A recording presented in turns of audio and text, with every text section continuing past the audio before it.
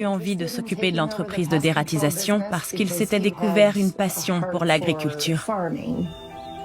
Mon père a donc vendu son entreprise. On ne savait pas pour combien il l'avait vendue, mais ça a généré assez de fonds pour que mes parents puissent prendre leur retraite. Ça leur a permis de voyager un peu et d'être actifs au sein de leur église. Ils faisaient les cours du dimanche, ils aidaient aussi différents groupes de l'église.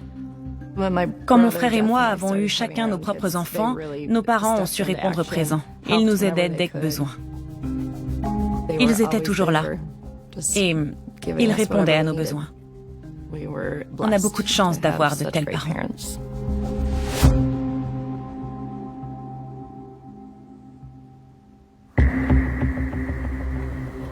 Le jour où ça s'est produit, j'étais en route pour aller chercher ma fille à l'école. Et c'est là que mon frère m'a appelé pour me dire que nos parents avaient été enlevés. Et je me suis dit que quelqu'un me faisait une blague et que ce n'était absolument pas drôle. Mais il n'a pas arrêté de me dire que c'était la police qui lui avait dit. On a un ami qui fait partie du bureau de police et il a appelé mon frère pour lui dire qu'ils étaient en train de regarder une vidéo de surveillance qui laissait penser que notre mère avait été enlevée. J'étais dans l'incompréhension totale. J'arrivais à peine à respirer. C'était le chaos dans ma tête. Je me demandais comment c'était possible. J'ai dû raccrocher le téléphone parce que la police m'a appelé à son tour. Ils m'ont demandé de venir les voir. Je suis le shérif John Booker. Mais à l'époque, j'étais officier au bureau de police du comté de Whiteside. Quand on a reçu l'appel de la banque signalant un potentiel enlèvement, je me suis dit, c'est pas possible qu'il y ait eu un enlèvement ici. Ce genre de crime n'arrive que dans les grands comtés. Mais la banque a des caméras de surveillance. Alors on a directement pu voir sur les images que Connie Van Houston était venu à la banque et avait demandé à retirer une grosse somme d'argent. 350 000 $. Mais elle a ensuite donné un mot à la banquière. Elle y avait écrit qu'elle était retenue avec son mari et qu'ils avaient besoin d'aide. Elle avait un prospectus de l'église dans son sac et elle l'a utilisé pour écrire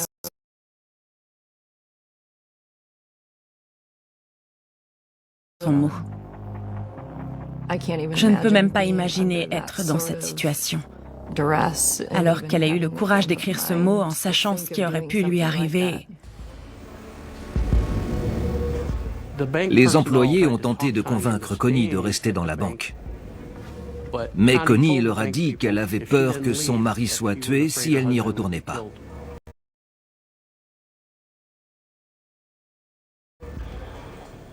La banquière a accepté de faire le chèque pour Connie parce qu'elle ne voulait pas qu'il arrive malheur au couple. On peut voir Connie sortir de la banque et marcher sur le trottoir. C'est là que les employés de la banque ont commencé à appeler la police pour demander de l'aide. On peut voir sur les images une voiture garée au bout de la rue. Connie monte dans la voiture et elle démarre. On ne voit pas sa plaque et on ne sait absolument pas où va cette voiture. J'étais un peu soulagée de savoir qu'elle était encore en vie à ce moment-là. J'étais aussi inquiète de ne pas savoir où était mon père et s'ils avaient été séparés. Et s'il était encore en vie.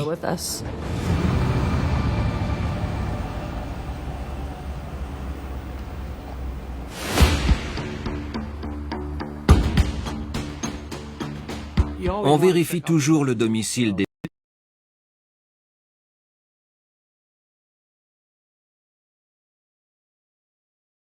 personnes victimes d'un crime pour voir ce qui aurait pu se passer chez eux. Quand les officiers sont arrivés au domicile des Van Houston, leur fils, Jeff, était déjà sur place à ce moment-là.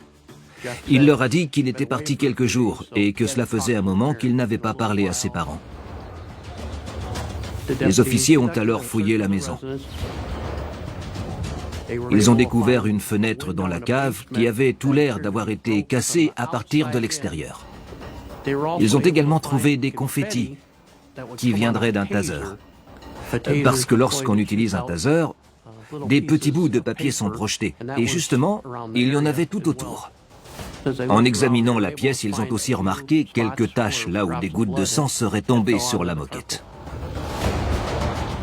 C'est à ce moment qu'on réalise qu'on a affaire à un véritable enlèvement. On a donc contacté notre agence fédérale, le FBI de Rockford. Je m'appelle Wayne Jakowski et je suis agent spécial du FBI. Je travaille à Rockford, dans un petit bureau satellite rattaché à celui de Chicago. Une de nos fonctions principales consiste à aider les bureaux locaux des 10 comtés alentours. La plupart sont ruraux. Les petits bureaux de police ont des ressources limitées et peuvent rencontrer des incidents auxquels ils ne peuvent pas faire face à eux seuls. Ce dont je me souviens, c'est que j'étais au bureau une grande partie de cette journée. J'étais rentré chez moi et m'apprêtais à manger avec ma femme lorsque l'on m'a appelé. L'appel venait du bureau du FBI de Chicago. Ce n'est jamais bon signe. On sait que quelque chose de terrible est arrivé et qu'on va devoir intervenir. Lors de cet appel, on m'a informé que le bureau de police du comté de Whiteside enquêtait sur une affaire impliquant 2 personnes présumées disparues nécessitant alors notre aide. Lorsqu'ils m'ont communiqué le fait que Connie Van Noosten était allé à la banque, en un rien de temps, l'affaire est devenue bien réelle dans ma tête. Avec l'expérience, je sais que quand quelqu'un est enlevé dans un but précis, une fois ce but atteint, il arrive toujours malheur à ceux qui ont été enlevés. Alors le fait que Madame Van Noosten soit allée retirer de l'argent, ça ne présageait rien de bon. Parce que si le ravisseur a eu ce qu'il voulait, le temps nous était compté. J'ai parlé au FBI et personne ne pensait retrouver les Van Noosten en vie. On comprend qu'il faut agir très vite, ça nous met la pression. Je me souviens d'avoir eu la boule au ventre et de m'être dit, il faut trouver une solution.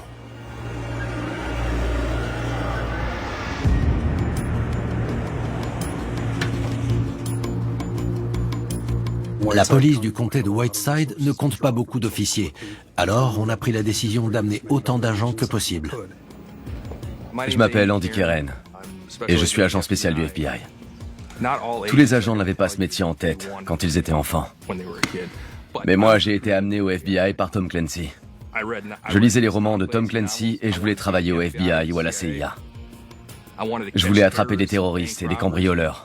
Ça semblait trop cool. Et au final, mon rêve s'est réalisé. Au moment de l'affaire, j'étais le petit nouveau au bureau du FBI de Rockford. Alors je roulais avec le pire véhicule de notre bureau. C'était un minivan. Et je m'en fichais. Après tout, j'étais agent spécial. C'était la première fois que j'avais affaire à un enlèvement, alors je me posais des centaines de questions dans la voiture. Mais mes collègues avaient déjà fait face à des enlèvements. Et ils m'ont fait comprendre qu'il était possible que le ravisseur ait déjà agi et tué le couple. Qu'on arrivait peut-être trop tard. Il pouvait être encore en vie. Mais bon, en fait, c'était plus probable qu'il soit mort. Alors, on se dépêche d'étudier l'affaire, parce que s'il y a de l'espoir, il faut vite le saisir. On est arrivé au bureau. Quand je suis entré dans l'endroit dédié à l'enquête, j'avoue que c'était un peu chaotique là-dedans. J'ai entendu dire que le FBI était arrivé au bureau de police. Ça m'a redonné un peu d'espoir de savoir que le FBI était sur le coup et je me suis dit qu'il pourrait peut-être trouver une piste. En plus de nos agents, de nouveaux officiers ne cessaient d'arriver. La plupart venaient de petits bureaux, mais ils étaient envoyés de partout pour venir en aide sur l'affaire. On était nombreux, mais il était crucial qu'on s'organise rapidement. Le FBI a alors mis en place un poste de commandement. C'est la salle d'opération où l'on partage toute information liée à l'affaire. On retrouve des tableaux blancs avec les voitures à surveiller et les personnes impliquées.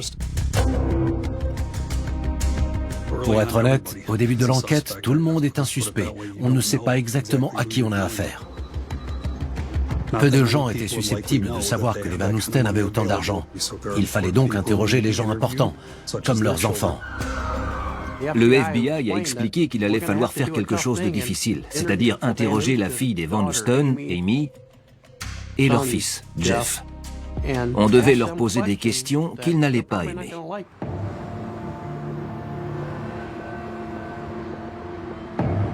C'était difficile pour moi de me faire interroger, mais il fallait le faire. L'interrogatoire a été plus poussé pour Jeff que pour Amy.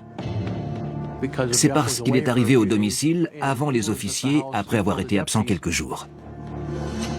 Étant donné que Madame Van Houston était allée retirer 350 000 $, l'argent semblait être le mobile. Nos inspecteurs de police ont posé des questions financières pénibles à Jeff. Avez-vous emprunté de l'argent à vos parents? Avez-vous des problèmes financiers? À l'époque, je leur ai simplement dit « Demandez-moi ce que vous voulez et je vous répondrai en étant le plus honnête possible sur ma situation. » Je revenais tout juste d'un voyage d'affaires, alors ils m'ont posé des questions à propos de mon vol en provenance de Washington. Et aussi sur le fait que lorsque j'ai reçu leur appel, ma première réaction a été de venir directement à la maison. Ils m'ont posé des questions financières et ils m'ont demandé, eh bien, si tout allait bien de ce côté-là. Et j'ai fini par leur dire que si je voulais de l'argent, je n'avais simplement qu'à demander à mes parents pour qu'ils m'en donnent. Oui.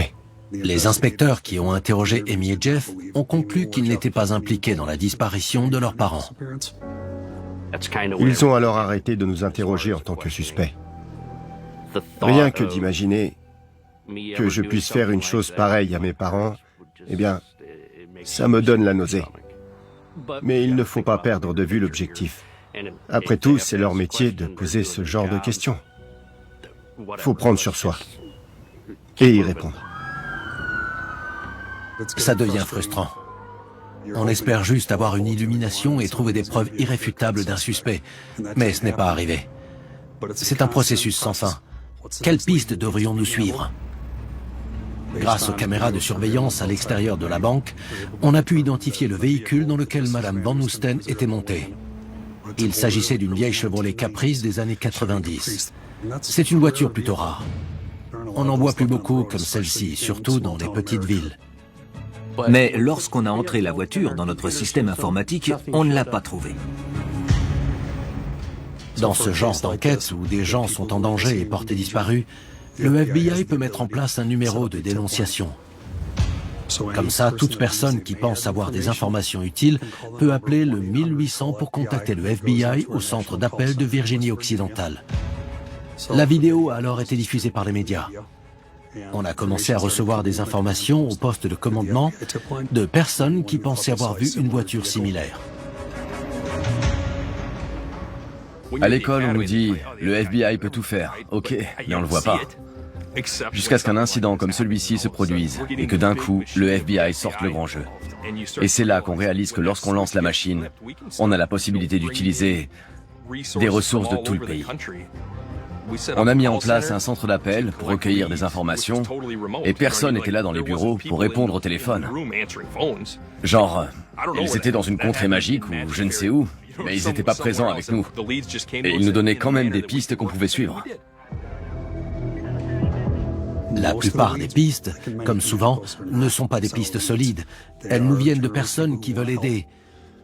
Ça peut être des médiums ou des personnes qui croient savoir des choses qu'elles ne savent pas vraiment, mais ce sont des gens qui appellent avec de bonnes intentions.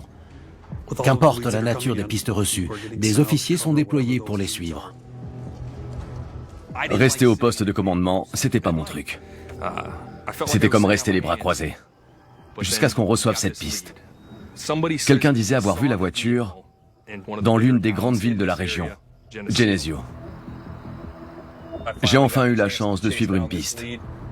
J'étais content de sortir du poste de commandement et je ne comptais pas y retourner à moins qu'on me l'ordonne.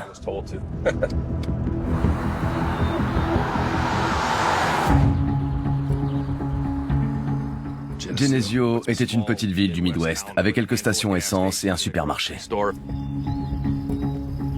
On s'y est rendu pour voir le témoin. Il nous a dit que la voiture se dirigeait vers le nord. Alors, j'ai décidé de suivre la même route. Il y avait un hôpital à côté, alors je me suis dit qu'il devrait y avoir des vidéos de surveillance. Mais on n'a pas vu la voiture.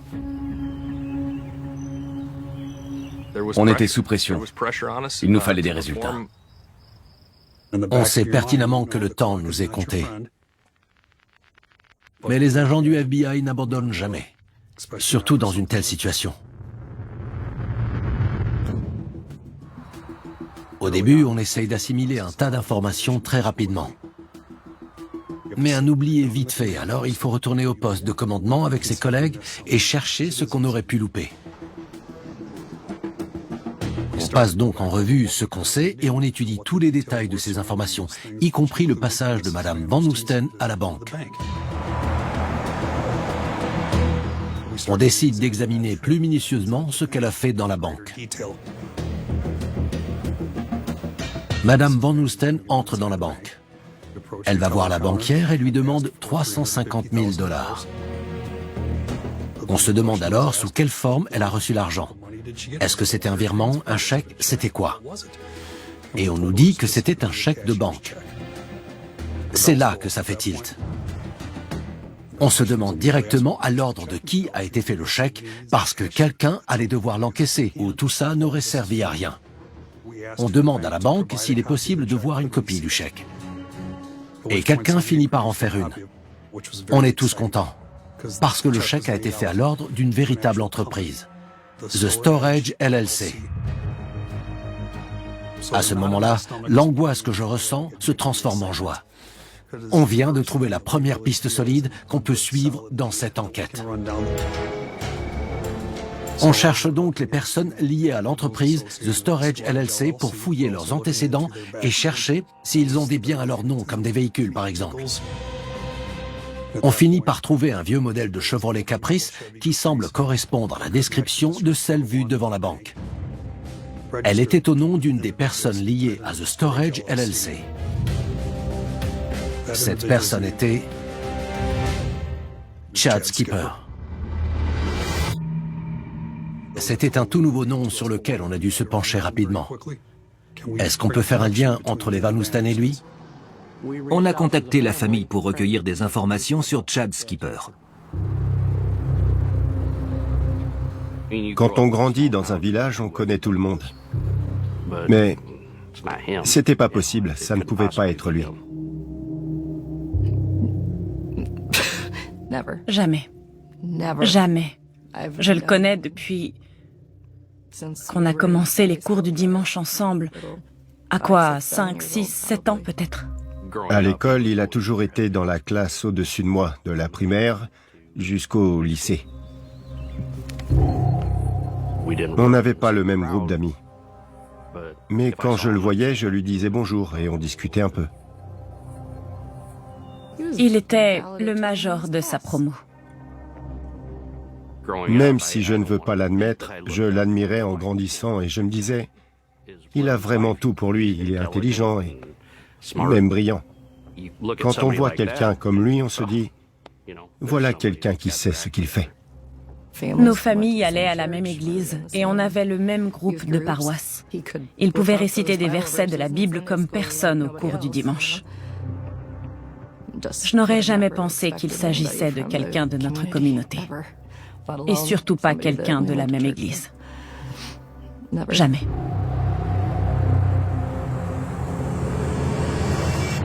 On doit ensuite trouver le domicile de M. Skipper, son lieu de travail, et s'il a des problèmes financiers. Mais surtout, où est-ce qu'il pourrait avoir amené les Van Oosten s'il les a enlevés? Je me souviens que quelques années avant l'enlèvement, j'ai eu une discussion avec mon père. À l'époque, mon père était un ancien de l'église, tout comme l'était Chad. Chad faisait ses débuts en tant que conseiller financier. Je me souviens que mon père m'avait dit « Je vais lui donner une chance. Après tout, on est de la même église, on peut lui faire confiance. » Mais après avoir regardé le projet de Chad, il a vu que ça n'était avantageux ni pour lui, ni pour son argent. Ils avaient mentionné qu'ils continuaient d'aller le voir ces 2 dernières années avant l'incident. Il était donc au courant pour l'argent et les investissements. J'étais complètement sous le choc.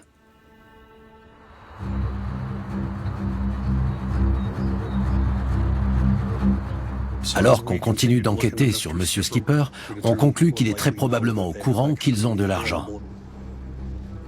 On découvre également qu'il a plusieurs propriétés à son nom. 2 d'entre elles sont à Geneseo, dans l'Illinois.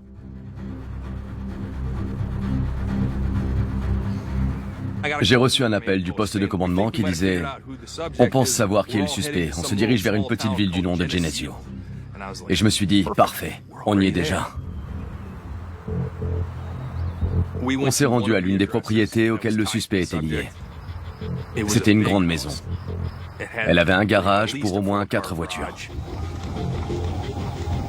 On fait le tour extérieur de la maison et on se déplace en se cachant avec les ombres et les arbres. On cherche un motif raisonnable. N'importe quoi qui pourrait suggérer que des personnes y sont séquestrées. Mais on ne trouve rien dans la propriété qui pourrait faire penser qu'ils sont là. On serait bien entré dans cette maison. Mais on n'a pas le droit d'entrer dans une maison si on n'a pas un motif raisonnable.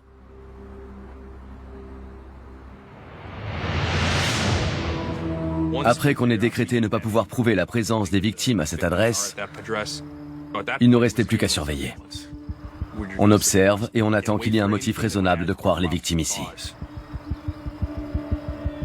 Mais il n'y a rien à voir, il ne se passe rien. La surveillance, c'est ennuyant et ça l'est d'autant plus dans la campagne de l'Illinois. C'est frustrant parce qu'on sait que les Van Oosten sont des gens bien. Mais on sait tous que ce genre d'affaires finit souvent mal. Alors on reste assis et on espère trouver un motif raisonnable. Mais on ne va sûrement pas en avoir. Parce qu'il est 1h du matin, en pleine campagne. 324 à vous. 324, compris. On a une caprice grise avec une personne. Bien reçu. On entend sur notre radio quelque chose comme « J'ai vu la voiture, la Chevrolet Caprice ». C'est la voiture qu'on cherche depuis le début. Et elle a été aperçue. L'officier a réussi à la suivre et il a essayé de la faire s'arrêter pour un contrôle.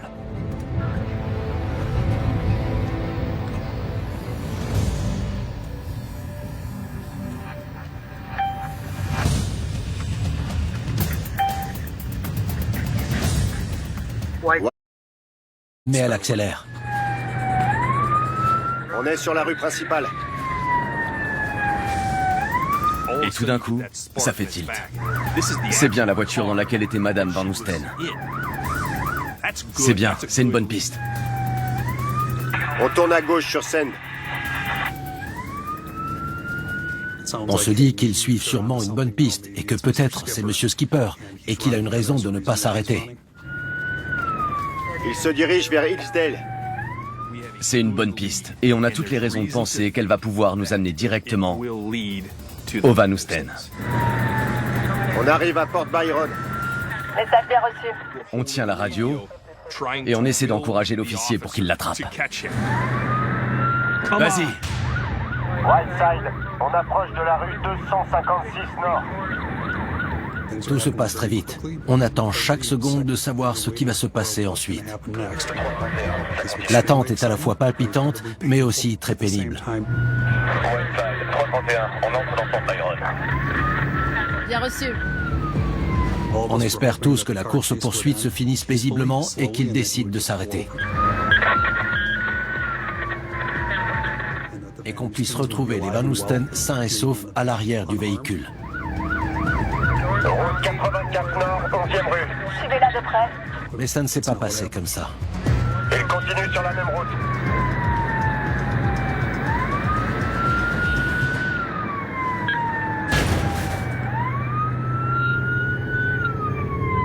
Whiteside 324. Whiteside 324. Whiteside 324, code 1050, 2 véhicules. Chad Skipper était le conducteur de la voiture. Les officiers lui ont ordonné de sortir. Ils l'ont immobilisé et menotté. On a arrêté le suspect. L'autre conducteur allait bien. Il n'avait que quelques blessures et pouvait marcher.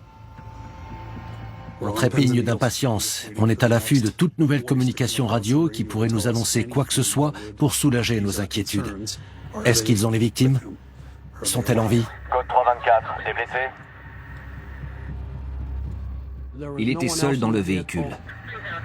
Mais on y a trouvé une pelle, du film plastique, du ruban adhésif, une scie, et pour nous, tout indiquait qu'il comptait emballer quelqu'un dans le plastique et l'enterrer. Message bien reçu. Les officiers ont rappelé à Chad ses droits avant de lui poser des questions. On entend sur notre radio que M. Skipper vient d'avouer qu'il connaît les Van Oesten et qu'il les détient. Il donne aussi aux officiers une adresse qui se trouve être celle d'une des maisons en notre connaissance. L'adresse qui a été donnée par transmission radio était en fait celle de la maison qu'on surveillait. On a donc un motif raisonnable. On peut entrer. Tout le monde se dirige vers la porte. On a un bélier pour la casser. Mais je donne un coup de pied et la porte cède, alors on n'en a pas besoin. On tombe sur une échelle en plein milieu du passage. Et c'est bizarre parce qu'elle n'a pas l'air utile à cet endroit. On se met par deux et on cherche dans chaque pièce. On fouille la maison méthodiquement, mais avec rapidité. Ça a tout l'air d'une maison en construction ordinaire. Il y a de la sueur un peu partout. Il y a aussi différents outils. On fouille chaque pièce sans rien trouver. On fouille l'étage plusieurs fois. Alors on descend au sous-sol. Il y a quelques pièces, mais on n'y trouve rien. On cherche dans toute la maison, mais on ne rencontre aucun danger. Et surtout, on ne trouve pas les Van Oesten, ce qui est très décevant. On se dit qu'ils ne doivent pas être dans cette maison. On a fini de fouiller la maison. Et c'est là qu'on tombe sur un truc étrange. Sur le sol d'une des pièces se trouve un écran de télé. Au départ, on n'y a pas vraiment fait attention. Mais en regardant de plus près l'écran de télé, on voit ce qui semble être des vidéos de surveillance. Et sur cet écran, on peut voir 2 personnes. Sur un matelas. Dans une pièce sans fenêtre ni porte. Ça peut être les Van Oesten. Mais on n'est pas sûr qu'ils bougent. À ce moment-là, on a peur qu'ils soient morts. On fait le tour ensemble et on se demande d'où peut venir la vidéo. Vient-elle d'ailleurs? Est-ce qu'on l'aurait loupée ici? Mais on a comme l'intuition qu'ils sont quelque part dans cette maison. Il faut qu'on soit plus minutieux, qu'on fouille chaque armoire et chaque placard. Il faut vérifier qu'on n'ait rien loupé. On retourne au sous-sol. On le fouille une deuxième fois. Mais je peux pas m'empêcher de me dire, ce sous-sol est vraiment étrange. On a tous été dans un sous-sol. Et ils sont presque toujours d'une forme rectangulaire. Mais pas celui-ci.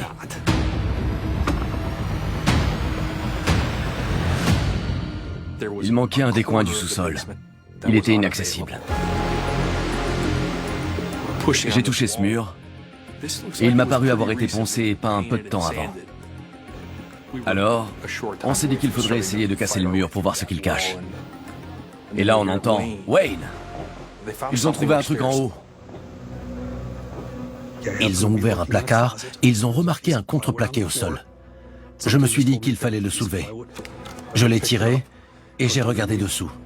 Je n'avais jamais autant eu la boule au ventre qu'à ce moment-là de l'enquête. Et il y avait une trappe en fer renforcé. On est tombé sur ça. Une trappe bien solide en fer accrochée au sol et située juste au-dessus du coin manquant du sous-sol.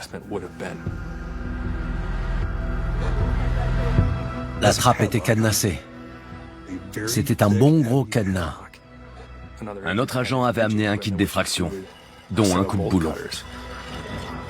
J'ai pris le coupe-boulon et j'y ai mis toute ma force, mais j'ai pas réussi à couper le cadenas. Alors j'ai fini par mettre un des manches contre le mur et j'ai pris l'autre avec mes 2 mains. Et c'est comme ça que je l'ai coupé. J'ai alors pu soulever la trappe. Elle était lourde. Je l'ai ouverte. C'était sombre. C'est là qu'on a compris l'utilité de l'échelle qu'on avait vue en plein milieu de l'entrée. Je regarde dans la pièce, mais je ne vois pas grand-chose parce qu'elle est sombre. Andy met ses pieds dans le trou et essaye d'y descendre. J'y suis allé jusqu'au coude, mais je pendouillais sans toucher le sol. Il a un bras de chaque côté du trou et il pendouille. Mais à un moment, il faut bien se laisser tomber dans le gouffre pour se retrouver de l'autre côté. Alors c'est ce que j'ai fait. Il avait ses bras sur les côtés et d'un coup, il les a levés, il est tombé. Il a disparu dans le trou. La pièce était angoissante. Il n'y avait pas de fenêtre et pas de porte. Il y avait un matelas sur le sol, avec des couvertures. Et c'est là qu'on les a trouvés.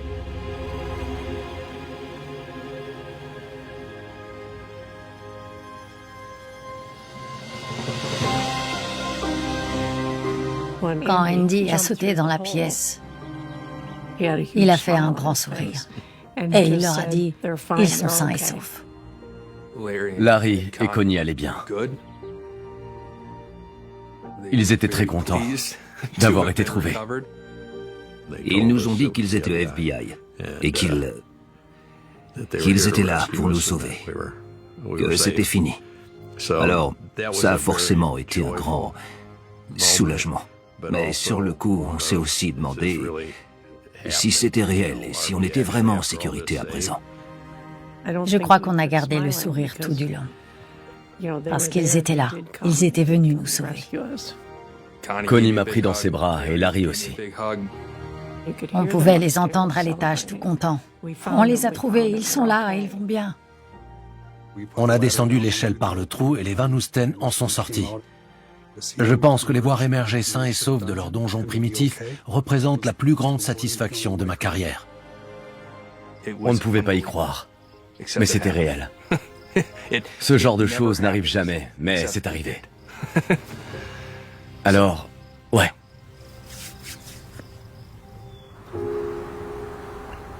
Quand la police m'a dit qu'ils avaient trouvé mes parents, je ne savais pas comment réagir ni comment me sentir. Oui, je n'avais jamais ressenti de telles émotions. Mon frère m'appelle au téléphone et me dit « Ils les ont trouvés ». Il arrive aussitôt devant chez moi et martèle la porte. Alors on a pu se prendre dans les bras. C'est ça. On nous a dit qu'ils étaient à l'hôpital de Geneseo. Forcément, j'ai fondu en larmes. J'étais très soulagée. Et presque énervée aussi, parce que je voulais savoir ce qu'il avait fait à ma mère, à mes parents.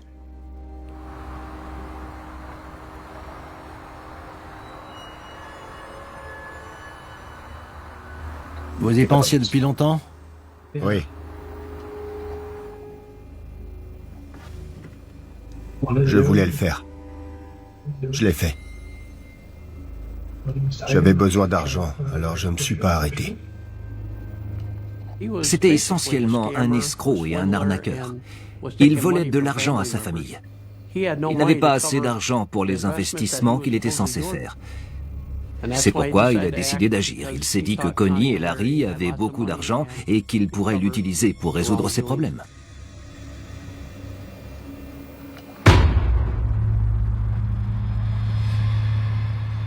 Il était environ 7 heures du matin. Je dormais.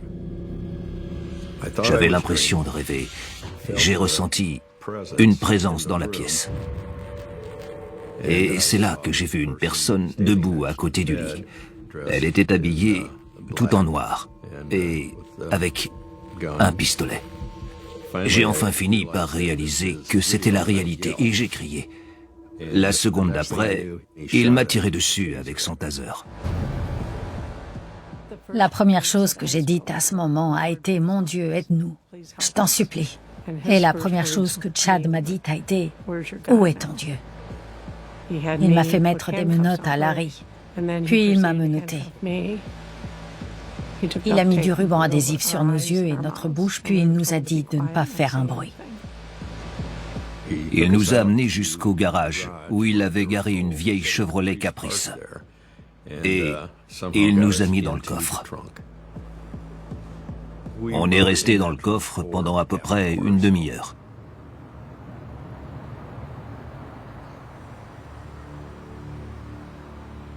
Il m'a fait sortir en premier et il m'a amené vers ce que je croyais être une petite pièce. Mais la pièce s'est avérée être un placard. Il m'a alors fait descendre par une échelle.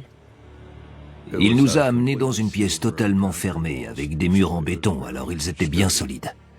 La pièce était arrangée de façon à ce que des gens puissent y rester pour un petit moment. Ils avaient des piles et des piles de ramen. Il y avait aussi une douche, des toilettes. Et de l'autre côté de la pièce, il y avait des attaches au mur pour des menottes. Il était évident qu'il s'agissait d'une pièce faite pour séquestrer des gens.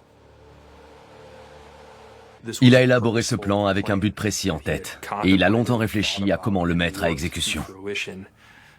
Ça a dû lui prendre des mois, voire des années. J'avais déjà demandé de l'argent à Larry et Connie. Ils n'ont pas voulu. Les choses auraient peut-être été différentes s'ils m'avaient aidé. Je lui ai demandé « Pourquoi tu fais ça ?» Il n'avait aucune émotion. Il m'a dit « Je vous garde jusqu'à ce que j'obtienne votre argent, puis je vais devoir vous tuer. » Il avait toujours un pistolet. Il était dans mon champ de vision. Et à ce moment-là, il m'a demandé de passer un coup de fil et d'annuler tout rendez-vous qu'on aurait pu avoir. On devait aller à un match de baseball. J'ai dû appeler ma fille pour annuler. Je pense que j'ai pleuré pour la première fois à cet instant, parce que comment voulez-vous que je trouve une excuse avec un pistolet sur la tempe? À partir de là, c'est devenu beaucoup plus difficile de contrôler mes émotions, parce qu'il impliquait aussi ma famille. Je vivais la situation comme si je regardais les actions de quelqu'un d'autre. Le démon en moi. Quand il l'a amené à la banque, j'ai passé en revue différents scénarios dans ma tête. Qu'est-ce que j'aurais pu faire? Qu'est-ce que je peux faire? Comment est-ce que je pourrais l'aider? Et le fait d'être attaché là, dans cette pièce, en sachant que je ne peux rien faire pour aider ma femme, je n'oublierai jamais ce sentiment, jamais. Vous saviez que le nom de l'entreprise sur le chèque aurait pu vous mener à vous? Je savais que c'était une possibilité. Et que s'ils enquêtaient, je n'aurais rien pu faire. Mais je pensais qu'au moment présent et à l'argent. Il a fini par plaider coupable. Et il a reçu une peine de 60 ans de prison, sans libération conditionnelle. Il sera détenu pour le reste de sa vie dans une prison de l'État de l'Illinois.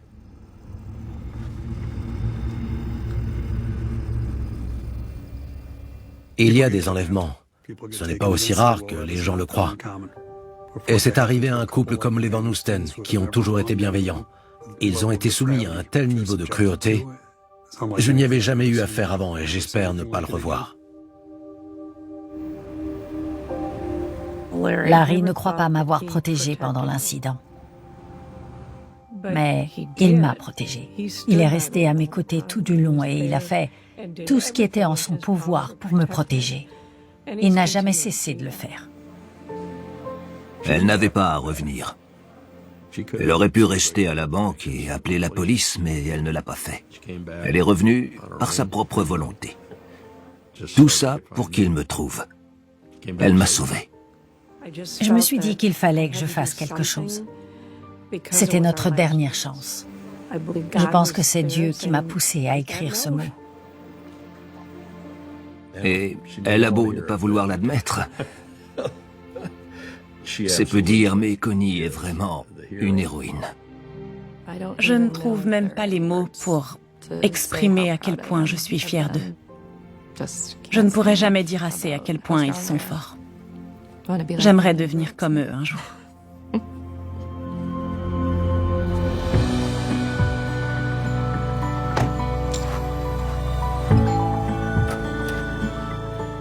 On a été témoins de l'œuvre de Dieu lors de ces 2 jours et demi, 3 jours. Il nous est venu en aide alors que nous étions en captivité et il a fait en sorte qu'on soit sauvés en envoyant ces personnes à nous. Il a envoyé les personnes parfaites au bon moment afin que nous puissions nous en sortir indemnes. En tant qu'agent du FBI, la meilleure partie de notre métier est de pouvoir aider les gens. J'aurais jamais cru avoir la chance de participer à une enquête comme celle des Van Oosten. Cette nuit-là, on a dû se surpasser pour faire un boulot énorme en un temps très limité.